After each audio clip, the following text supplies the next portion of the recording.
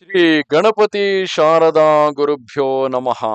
ಚರಿತಂ ರಘುನಾಥಸ್ಯ ಶತಕೋಟಿ ಪ್ರವಿಸ್ತರಂ ಏಕೈಕಮಕ್ಷರಂ ಪುಂಸಾಂ ಮಹಾಪಾತಕನಾಶನಂ. Welcome to all for this session on Sri Ramacharitamanasa. And here in this part, Saint Tulsidasa paid his reverence to all those roles, both living and non living, or both animate and inanimate, who formulate this particular story of Rama and helps in explaining his exploits. So he bowed to all of them in order to make it successful, the listening of the story of Rama, Sri Ramacharitamanasa. I reverence the exceedingly holy city of Ayodhya, that is Sri Rama's birthplace, and the river Sarayu that is flowing beside it, which wipes out the sins of the Kali age. Again, I bow to the men and women of the city who enjoys the affection of the Lord in no small degree, even though they were damned as a result of the heap of sins incurred by the calumniators of Sita, who were instrumental in bringing about her lifelong exile. There were many people in Ayodhya who supported, and there were a couple of them who had told bad words about Sita, but they too, even those people were also lodged in the heavenly abode, having been divested of sorrow. I greet Kausalya, the eldest queen of King Dasharatha, whose glory stands diffused throughout the world.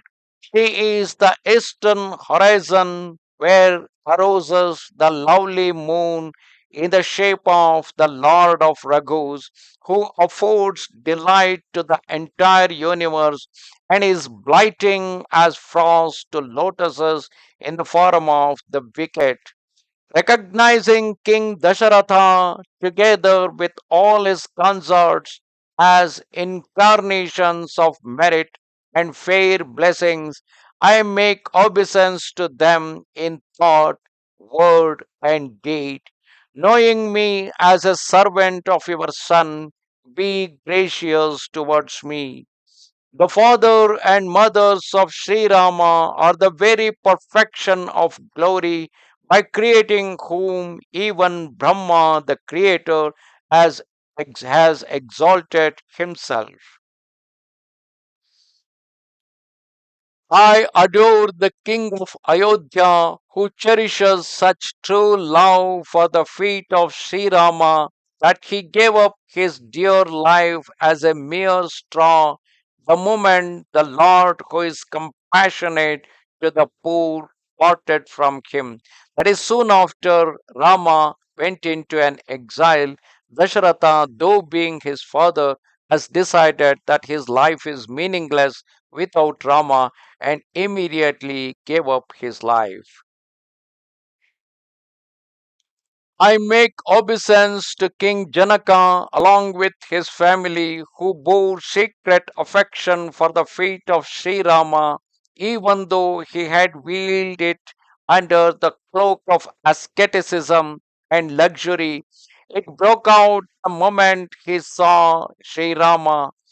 Of Sri Rama's brothers, I bow first of all to the feet of Bharata, whose self discipline and religious austerity beggar description, and those mind thirst for the lotus feet of Sri Rama like a bee and never leaves their side.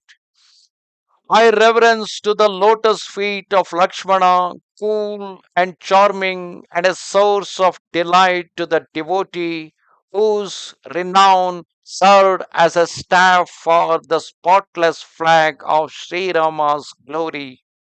He is none other than the thousand headed serpent god Shesha, the cause or the support of the universe, who came down to dispel the fear of the earth.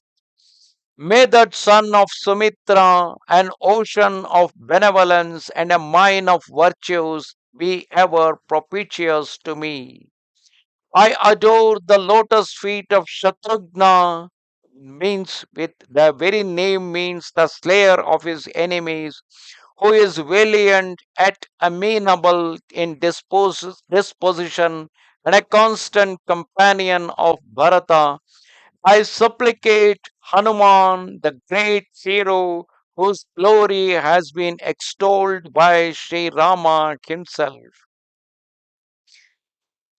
I greet Hanuman, the son of the wind god, an embodiment of wisdom, who is fire as it were for the forest of the wicked, and in the abode of whose heart resides Sri Rama, equipped with a bow and arrows. The lord of the monkeys, Sugriva, the chief of the bears, Jambavan, the king of the demons, Vibhishana, and the host of monkeys, beginning with Angada, I reverence the charming feet of all who attained Sri Rama, even though born in the lowest among the species.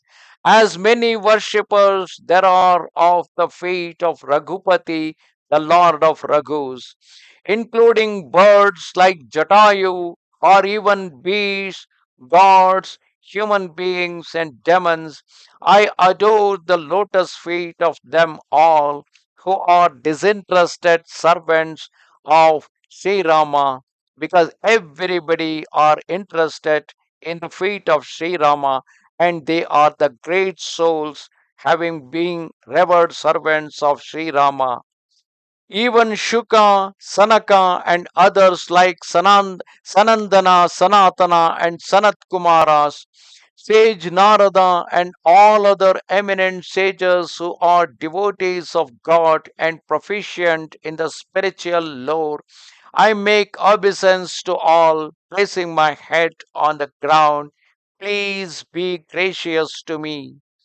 O lords of ascetics, knowing me as your servant, Janaki, daughter of Janaka, and the mother of the universe, and the most beloved consort of Sri Rama, the fountain of mercy, I seek to propitiate a pair of her lotus feet, so that by her grace I may be blessed with a refined intellect. Again, I adore in thought, word, and deed the lotus feet of the all worthy Lord of the Raghus, who has lotus like eyes and wields a bow and arrows, and who relieves the distress of his devotees and affords delight to them. Thus, if you observe, first the reverence is paid to Ayodhya and Sarayu, that which may not be a living being, but then to various other roles who are living beings, and finally at the end he plays his reverence towards Sita and Rama, who are the chief roles in the story of Rama. I reverence the feet of Sita and Rama, who, though stated to be different, are identical, just like a word and its meaning are like water and the waves on its surface, and to whom the afflicted are the most dear ones.